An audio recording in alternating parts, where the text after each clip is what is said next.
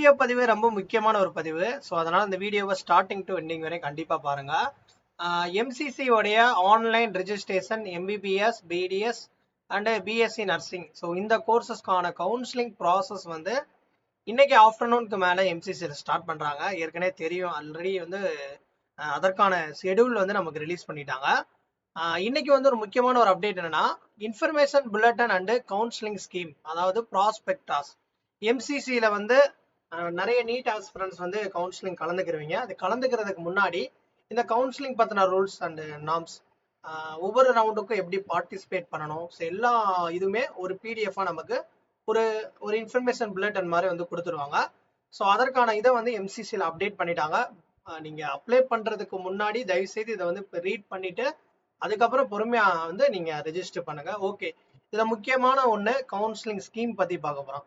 So இந்த ரவுண்ட்ல கலந்துக்கிற கூடிய ஒவ்வொரு நீட் ஆஸ்பிரண்ட்ஸ் பேரண்ட்ஸும் கண்டிப்பா தெரிஞ்சுக்கிற கூடிய அந்த ஒவ்வொரு ரவுண்டோடைய ப்ராசஸ் எப்படி இருக்கும், ஒவ்வொரு ரவுண்டும் எப்படி நம்ம கலந்துக்கிறது அப்படின்ற பத்தி டீட்டெயிலா அந்த வீடியோல பார்க்க போறோம். ஸோ நான் உங்கள் கார்த்திக். ஸோ நம்ம யூடியூப் சேனலை புதுசா பாக்குறீங்கன்னா சப்ஸ்கிரைப் பண்ணிக்கோங்க. கவுன்சிலிங் கைடன்ஸ் சப்போர்ட் வேணும் அப்படின்னு நினைச்சீங்கன்னா கீழே வீடியோ கீழே டிஸ்கிரிப்ஷன்ல என்னுடைய வாட்ஸ்அப் குரூப் இருக்கு. ஸோ நிறைய பேர் ஃபாலோ பண்றாங்க, ஜாயின் பண்ணிக்கோங்க. நமக்கு வந்து கவுன்சிலிங் வந்து இன்னைக்கு ஆன்லைன்ல தொடங்கிருங்க. அதற்கான ஷெடியூல் வந்து உங்களுக்கு எல்லாருக்குமே தெரியும். First process online medical counselling www.mcc.nic.in இந்த வெப்சைட் மூலயமா தான் நீங்க வந்து கவுன்சிலிங் கலந்துக்கிறீங்க. ஃபர்ஸ்ட் கலந்துக்கிற போது ரெஜிஸ்ட்ரேஷன், பேமெண்ட் ஆஃப் ஃபீஸ் எல்லாமே வந்து கட்டிடுவீங்க. ஓகேவா? அதுக்கப்புறம் வந்து உங்களுக்கு சாய்ஸ் ஃபில்லிங் டேட் கொடுப்பாங்க. நீங்க சாய்ஸ் பண்ணதுக்கு அப்புறம் அதை மாடிஃபை பண்ணுவீங்க. ஸோ அதுக்கப்புறம் ஃபைனல் டே வந்து லாக் பண்ணிடுவீங்க. லாக் பண்ணதுக்கு அப்புறம் உங்களுக்கு ரிசல்ட் வந்து வந்துடும். முதல் ரவுண்ட் ரிசல்ட் வந்துடும். ஃபர்ஸ்ட் ரவுண்ட் வந்து என்ன ப்ராசஸ், இப்போ எனக்கு வந்து சீட்டு கிடைச்சால் என்ன, சீட்டு கிடைக்கலன்னா என்ன பண்ணணும், அது கண்டிப்பா தெரிஞ்சுக்கிறோங்க எல்லாருமே. இப்போ எனக்கு வந்து சீட்டு கிடைக்குது, முதல் ரவுண்ட்ல சீட்டு கிடைக்குது. கிடைச்சிச்சுன்னா நான் ஃபர்தரா வந்து அந்த காலேஜில் போய் எனக்கு விருப்பம் இருந்தா, அதாவது வந்து எனக்கு முதல் ரவுண்ட்ல ஒரு காலேஜ், ஒரு கவர்மெண்ட் காலேஜஸ், ஒரு கவர்மெண்ட் கிடைச்சா கண்டிப்பா எடுத்துருவாங்க. ஸோ அதுல சில பேர் வந்து நல்ல டாப் இன்ஸ்டிடியூஷன், அது நல்ல மார்க் இருக்கிறவங்க. இப்போ ஒரு சில பேர் வந்து டீம்டு யூனிவர்சிட்டியே கிடைக்குதுன்னு வச்சுக்கோங்க. அவங்க வந்து சப்போஸ் ஒரு சேஃப்டிக்கு போய் என்ன பண்ணுவாங்கன்னா, மேபி வேணும்னா அது உங்களுடைய விருப்பம் தாங்க. ஃபர்ஸ்ட் ரவுண்ட்ல கிடைச்ச சீட்டை உங்களுக்கு விருப்பம் இருந்தா report to allotted institute, complete admission formalities, அந்த காலேஜில் போய் நீங்க வேணும்னா பண்ணிக்கலாம். அப்படி இல்லை அப்படின்னா சப்போஸ் நீங்க என்ன பண்ணணும்னா, சீட் கிடைச்சிருச்சுங்க, எனக்கு வந்து இந்த சீட்டு வேணாம், நான் ஃப்ரீ எக்ஸிட் பண்ணிக்கிறேன், அதாவது ரிப்போர்ட் பண்ணாம விட்டுட்டீங்கன்னா, அவங்களுக்கு சீட் கிடைக்குது, வேணும்னா அந்த காலேஜில் போய் நீங்க அதாவது அந்த காலேஜில் போய் ரிப்போர்ட் பண்ணலாம். இல்லை அப்படின்னா ஃப்ரீ எக்ஸிட் பண்ணிக்கலாம். இன்னொன்று என்ன ஒரு குழப்பம் வரும்னா, இந்த இடத்துல நல்லா கவனிக்கக்கூடிய விஷயம், இப்போ ஒருத்தவங்க ஒரு சீட்டை எடுத்துருவாங்க.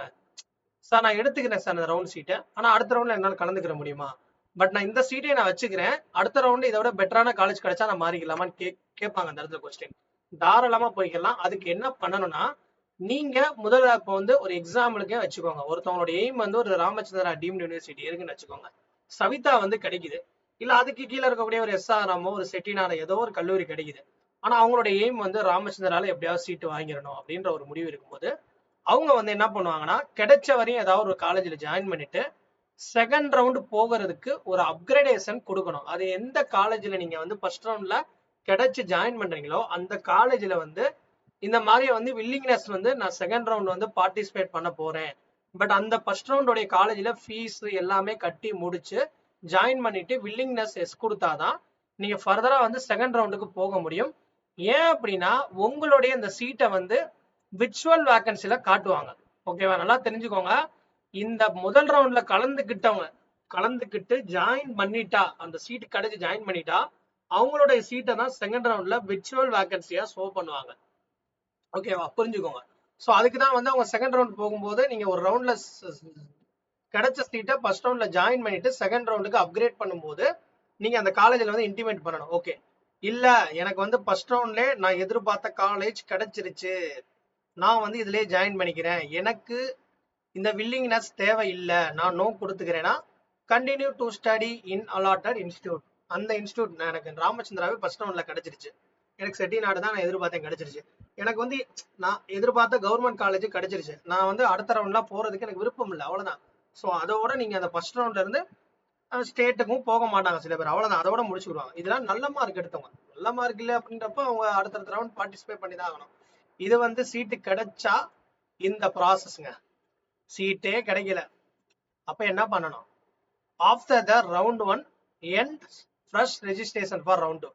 சப்போஸ் இன்னைக்கு ஒரு வீடியோல கூட ஒருத்தவங்க கேட்டாங்க, சார் நான் ஃபர்ஸ்ட் ரவுண்ட்ல கலந்துக்கிறாம டைரக்டா செகண்ட் ரவுண்ட்ல கலந்துக்கலாமா? தாராளமா கலந்துக்கலாமா. அதாவது முதல் ரவுண்ட்ல வந்து நீங்க கலந்துக்கிறன்ற கட்டாயம் கிடையாது. செகண்ட் ரவுண்ட்ல வரவங்க ஃப்ரெஷ்ஷா ரெஜிஸ்டர் பண்ணணும். ஏன்னா முதல் ரவுண்ட்ல வந்து சீட் கிடைக்காதவங்க முதல் ரவுண்ட்லயே அவங்க டெபாசிட் அந்த ரெஜிஸ்ட்ரேஷன் ஃபீ கட்டிடுவாங்க. ஃபர்ஸ்ட் ரவுண்ட்ல சீட் கிடைக்கலன்னா ஆட்டோமேட்டிக்கா அவங்க வந்து அடுத்த ரவுண்டு கலந்துக்கலாம். அதுதான் அந்த இடத்துல தெளிவா சொல்லியிருப்பாங்க. Already register candidates of round 1 need not register again. அதாவது ரெஜிஸ்டர் அகைன். ஃபர்ஸ்ட் ரவுண்ட்ல வந்து ஒருத்தவங்க சீட் வந்து கிடைக்கல, ஆனா ரெஜிஸ்டர் பண்ணியிருந்தாங்க, கலந்துக்கிட்டாங்க, சீட் கிடைக்கலன்னா அவங்க அடுத்த ரவுண்ட் பேமெண்ட் எதுவும் பண்ண தேவையில்ல, ஆட்டோமேட்டிக்கா அதை கன்டினியூ பண்ணிக்கலாம். செகண்ட் ரவுண்ட்ல டைரக்டா வரவங்க round 2 new candidates and free exit candidates of round 1 are eligible. Free exit பண்ணாலும் எலிஜிபிள் தான். முதல் ரவுண்ட்ல சீட்டு கிடைச்சு காலேஜ்ல ஜாயின் பண்ணாம அந்த சீட்டை விட்டவங்களும் செகண்ட் ரவுண்டுக்கு எலிஜிபிள். ஓகேவா? ஸோ உங்களுக்கு புரிஞ்சிருக்கும்னு நினைக்கிறேன். நான் வந்து உங்களுக்கு ஏன் இவ்வளவு பொறுமையா சொல்றேன்னா, அப்பதான், ஏன்னா இது கவுன்சிலிங் ப்ராசஸ் வந்து ரொம்ப டீப்பா வந்து நம்ம பார்க்கணும். ஓகேவா? ஓகே, அடுத்து வந்து ரவுண்ட் 2 பார்ப்போங்க. ரவுண்ட் 2 நடக்குதுங்க. ரவுண்ட் 2 நடக்கும்போது ஃப்ரெஷ் ரெஜிஸ்ட்ரேஷன் சாய்ஸ் ஃபில்லிங் பண்ணுவீங்க. முதல் ரவுண்ட்ல பண்ணவங்களுடைய அந்த சாய்ஸ் ஃபில்லிங்லாம் வந்து என்ன ஆகும்னா ட்ரீட்டட் ஆஸ் நல் அண்ட் வாய்டுன்னு சொல்லுவாங்க. அதாவது ரெஃப்ரெஷ் ஃப்ரீஸ் பண்ணிடுவாங்க. உங்க சர்வரில் இருக்கக்கூடிய அந்த ஃபர்ஸ்ட் ரவுண்ட் சாய்ஸ் ஃபில்லிங் பண்ணியிருந்தீங்கன்னா அதெல்லாம் போயிடும். ஏன்னா செகண்ட் ரவுண்டோட சீட் வேகன்சியே வேற இருக்கும். ஏன்னா முதல் ரவுண்ட்ல நிறைய பேர் ஜாயின் பண்ணியிருப்பாங்க. அந்த காலேஜஸ்லாம் உங்களுக்கு ஃபர்ஸ்ட் ரவுண்ட்ல நீங்க சாய்ஸ் ஃபில்லிங்ல போட்டிருப்பீங்க. அதனால அந்த சீட்ஸோடைய அந்த மேட்ரிக்ஸோடைய அந்த சாய்ஸ் ஃபில்லிங்லாம் வந்து இது ஃப்ரீஸ் பண்ணி விட்டுருவாங்க. மறுபடியும் நீங்க செகண்ட் ரவுண்ட்ல ஃப்ரெஷ்ஷா சாய்ஸ் ஃபில் பண்ணணும். ஓகேவா? அது யாரா இருந்தாலும் சரி, அப்கிரேட் பண்ணாலும் சரி, ஃப்ரெஷ்ஷா கலந்துக்கிட்டாலும் சரி. ஓகேங்க. அடுத்து வந்து செகண்ட் ரவுண்ட் சீட்டு கிடைக்குது. அடுத்து நான் சொல்றது ரெண்டாவது ரவுண்ட் வந்து எனக்கு சீட்டு கிடைக்குதுங்க. ரவுண்ட் 2 வந்து சீட் அலாட்மெண்ட் எஸ் கிடைச்சிருச்சுன்னா ஃபர்ஸ்ட் என்ன போட்டிருக்காங்க? If upgraded then candidate must relieve from round 1 college and join round 2 allotted college. என்ன சொல்றாங்கன்னா, முதல் ரவுண்ட்ல சீட்டு ஜாயின் பண்ணவங்க, நான் சொல்றது செகண்ட் ரவுண்ட்ல ஒரு காலேஜ் கிடைச்சிருச்சு. முதல் ரவுண்ட்ல ஒருத்தவங்க சவிதா கிடைச்சிருக்கு, செகண்ட் ரவுண்ட்ல ராமச்சந்திரா கிடைச்சிருது. அப்ப என்ன பண்ணுவாங்கன்னா சவிதால தான் ஃபர்ஸ்ட் ரவுண்ட்ல வந்து ஜாயின் பண்ணியிருப்பாங்க. ஏன்னா அவங்க வந்து வில்லிங்னஸ் எஸ் கொடுத்து அப்கிரேட் பண்ணிருப்பாங்க செகண்ட் ரவுண்டுக்கு.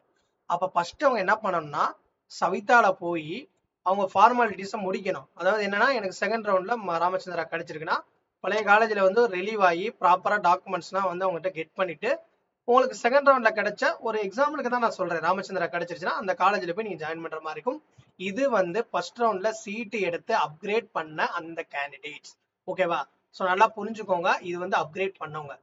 சில பேருக்கு எனக்கு செகண்ட் ரவுண்ட்ல தான் சீட்டு கிடைக்குது, seat allotted in round 2 but not reported not join.